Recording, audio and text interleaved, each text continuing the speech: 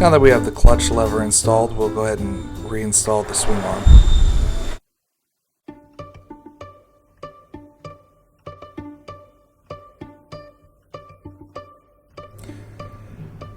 Unfortunately, I do not know how to pronounce this German word, but it means up. So you want this part of the boot facing up towards the transmission.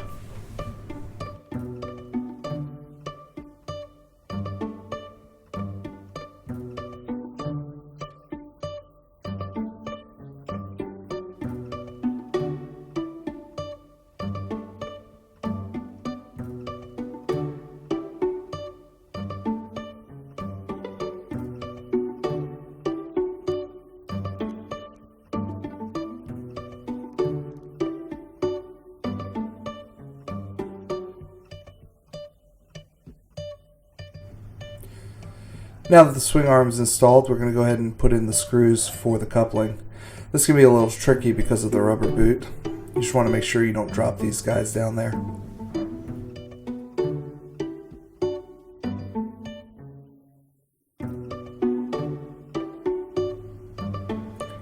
I'm just going to go through and snug each one down and then come back and torque it.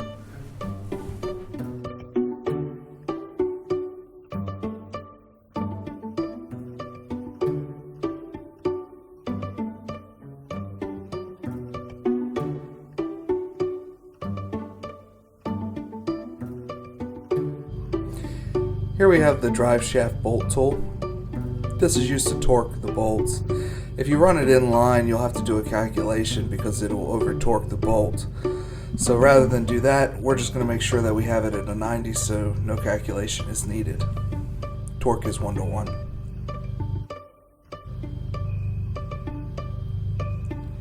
Now we're going to set the torque wrench to 25 foot-pounds.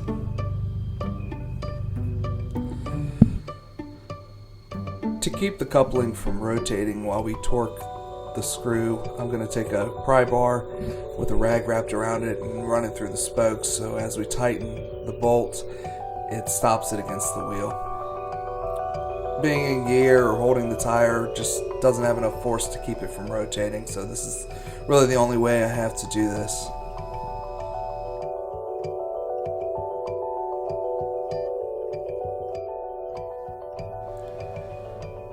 And again, putting the tool 90 degrees to the wrench to keep torque values 1:1.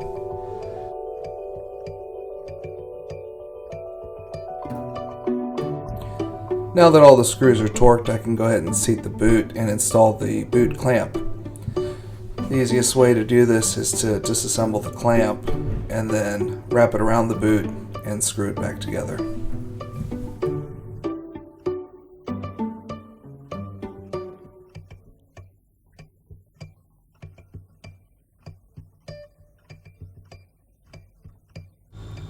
I like to put the screw to the clamp at the bottom, that way I can still access it with the screwdriver and it's visually hidden.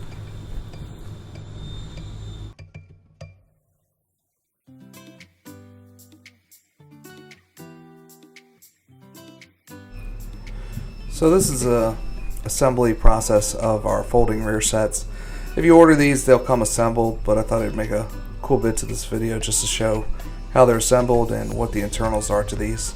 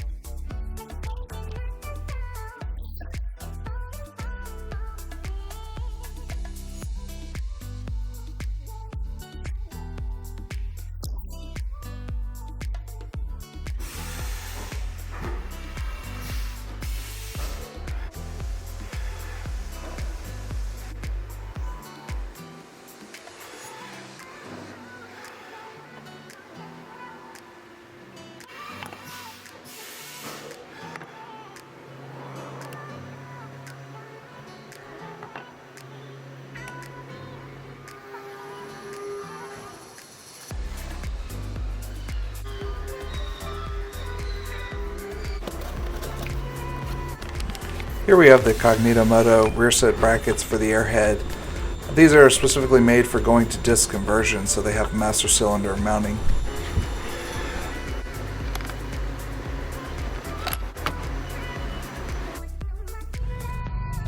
The brake master cylinder that we'll be using is from a GSXR. Instead of using the clevis that comes on it, I'll be using an M8 rod end.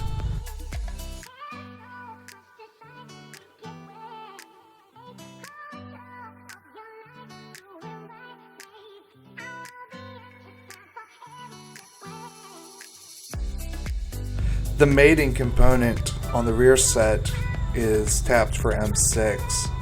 So to work around this, I'll be using a GSXR rotor bolt, which is M8 shoulder, and then it goes down to an M6 to attach to the rest of the Rearset.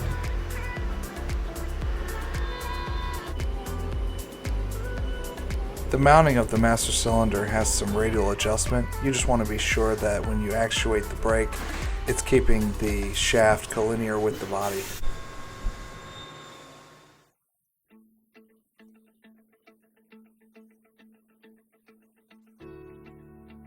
It's time to mount the Rearset assemblies to the frame. The mounting location is the same as the original foot pegs.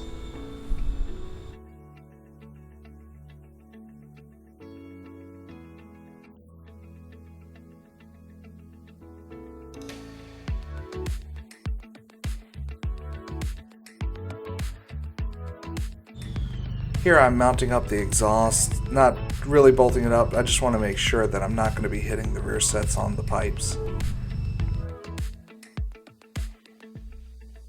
To attach the shifter linkage, I'm going to tap the original shifter arm M6 so that I can use the GSXR shoulder bolt again to attach to the transmission.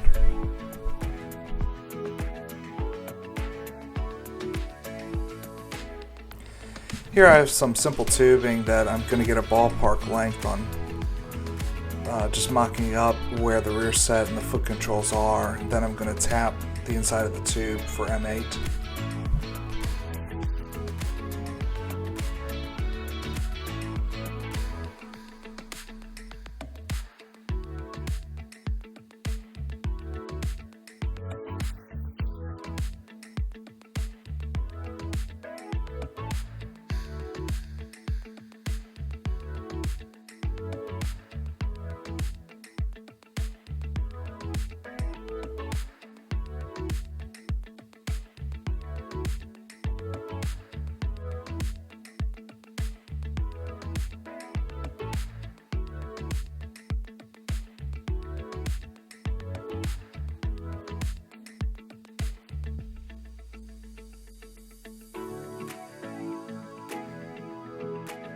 Now back on the brake side, we're going to go ahead and attach the brake lines. Instead of a regular Banjo bolt, we're using a pressure switch Banjo bolt, and this will be what gives us signal to actuate our rear brake light. We'll be using a steel braided brake line. We offer this on the site. It's a pre-cut brake line that's already assembled. We put a 90 on one end, and on the opposite end we run a 20-degree angle.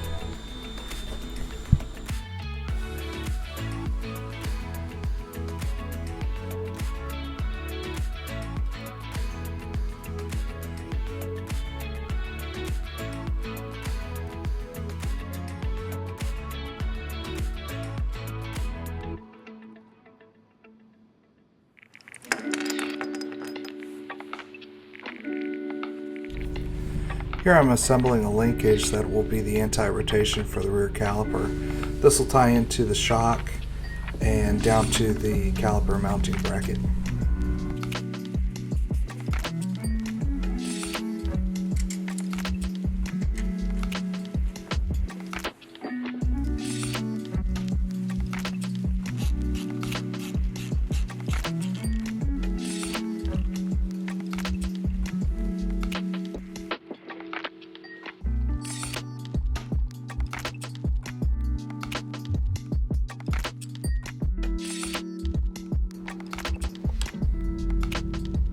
So as you can see, we need to rotate this fitting on the end. These are swivel fittings. So included with the brake lines are some plastic blocks that you can clamp in a vise and then use this rod to rotate the fitting on the end.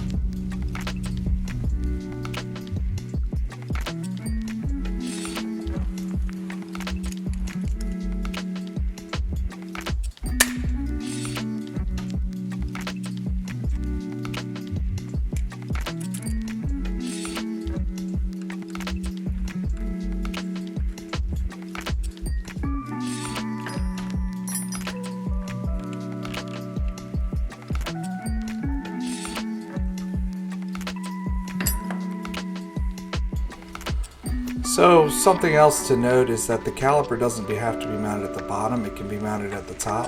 The only issue is that the brake line will run right by the shock, and that's just not ideal. Another plus to having it at the bottom is that we're pulling the clevis instead of compressing it. On some bikes the anti-rotation is made of sheet metal, and so you want to pull that because if you were to compress it, it would fold up on it. So if we were to run this at the top with this clevis being a solid bar, we shouldn't have an issue. The only other downside to mounting the caliper at the bottom is that when you go to bleed it, the caliper must be removed. Otherwise, you can't get the air out because the bleeder is at the bottom. When we do this, we place a 5mm shim or something in between the caliper pads so that it doesn't compress them, and then we can't get the caliper back on.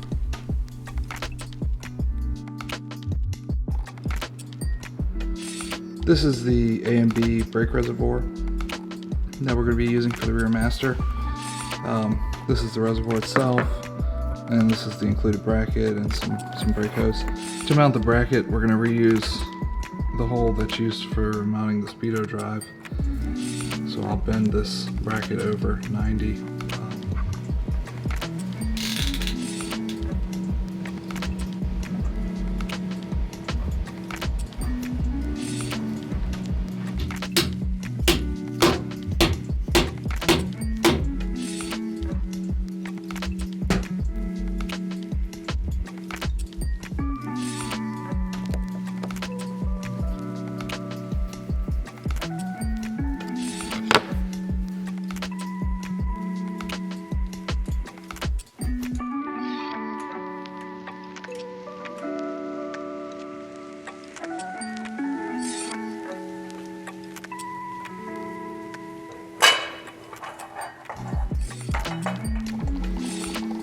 So we've got the brake master cylinder reservoir mounted with the fill level sight facing outward.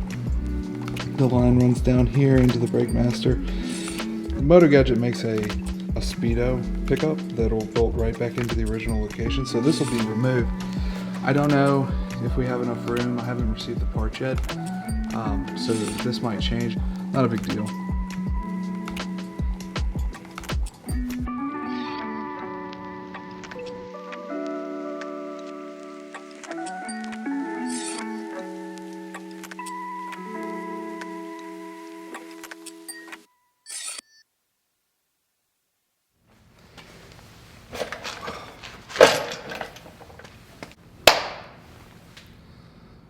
Alright, so after having looked at the bike for a bit, I think what I want to do is run the airbox delete cover, and this will replace the top cover over the starter and then remove the air filter from above the transmission. It gives it more of a sleek look, you know, the way that it tapers down. I think it'll kind of reduce the size of the motor, and with the way that this back end has turned out, I think it will be a nice addition to the bike. On the last build, we didn't run this because I like how the carb attaches to the boot and then back into the motor. It's kind of supporting it on both sides, but this carb and the way that the carb attaches to the head is a solid mount. You know, it's aluminum tube that runs into the head, so the carb is rigidly mounted.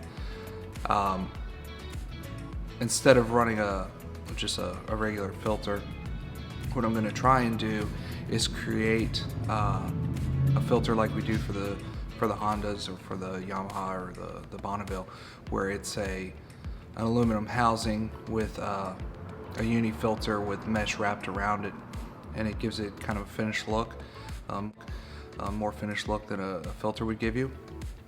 And being that these carbs have a thread on the intake side, I think I can thread on the filter, and that'll all be rigid mounted. You know, when I have if you have just a pod out there, I'm not sure, I've never done it, but I would imagine that it gets kicked off. You know, your foot for your rear sets are right there, and that would make me a little nervous. But I think if I can make a solid mounted filter like we do for those other bikes, that, you know, the thing's rigid, it won't be going anywhere. Or the other challenge with it is going to be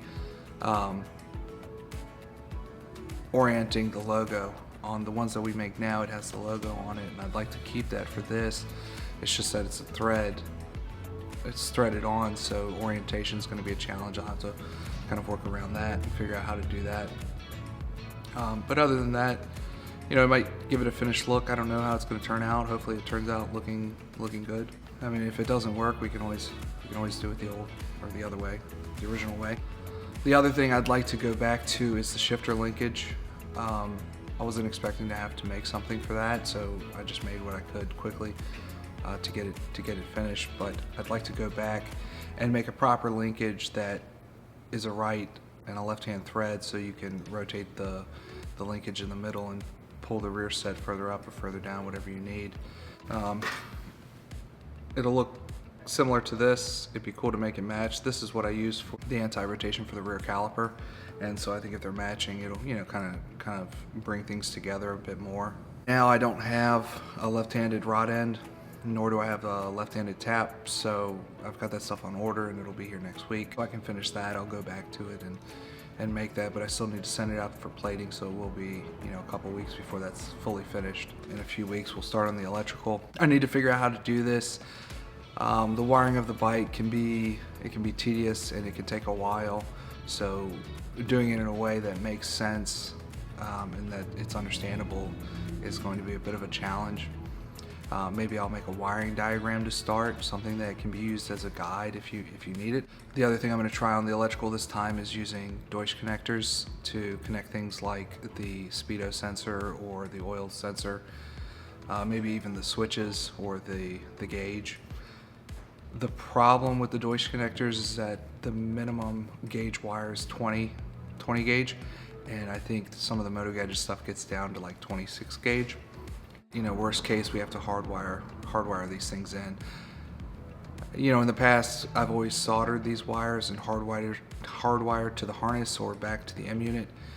But having the ability to remove the sensor with just a switch, you know, let's say something goes wrong or a switch breaks or you need to replace a sensor or something, it'll be nice later on down the road to be able to just remove that item without having to cut the sheathing back and solder the wires. I like to use a sheathing over all of the wires, and so it looks nice, it looks clean, but the problem is if you have to ever get in there and change something, you're replacing a bunch of sheathing and heat shrink and everything else. You know, those Deutsch connectors are a little big, so finding the right location for them might be a challenge, but, you know, like I said, I've never tried it, so this will be the first, and hopefully it goes good and I like it and we continue to use it.